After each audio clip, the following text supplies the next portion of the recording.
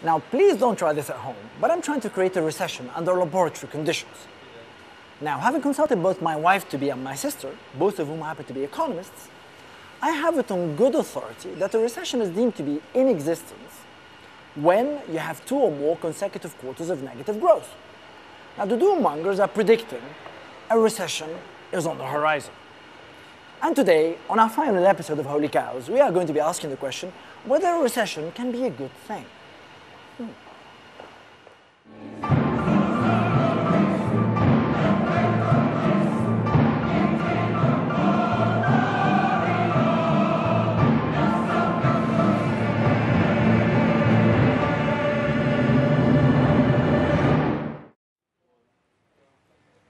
Ed, thank you for joining us on the final episode of Holy Cows, where we're asking the question whether a recession can actually be good for us. Now, can a recession be good for us? Well, it is kind of. I mean, it's just part of the ebb and flow of an economy, and they're saying that when there's the ebb, it helps the flow the next time around be that little bit more productive.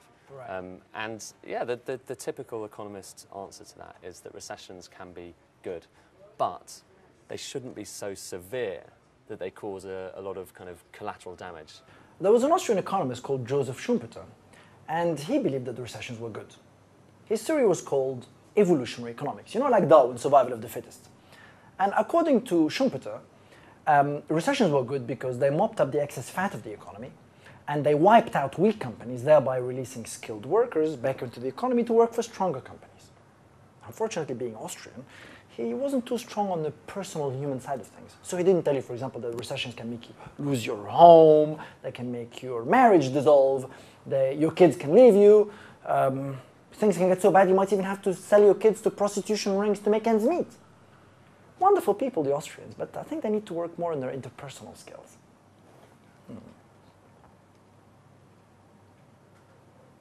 Can we provoke recessions to purge our economic system? Like colonic irrigation? Well, I think it's true. A recession is partly an effect of the boom that precedes it.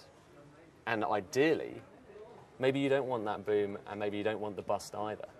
But it's part of human nature that we tend to get over-enthusiastic, and that leads to booms, whether it's in finance or whether it's in a housing market, which in turn goes on to cause a bust afterwards. The real question is, what can you do to make sure the bust isn't so severe and so painful that it leaves a serious social, lasting scar on society? And that's the real question. In the Bible, Joseph had a dream once, which he told Pharaoh about. He saw I think he saw 7 very thin cows or something like this. Should I be worrying about my cows losing weight because of the recession?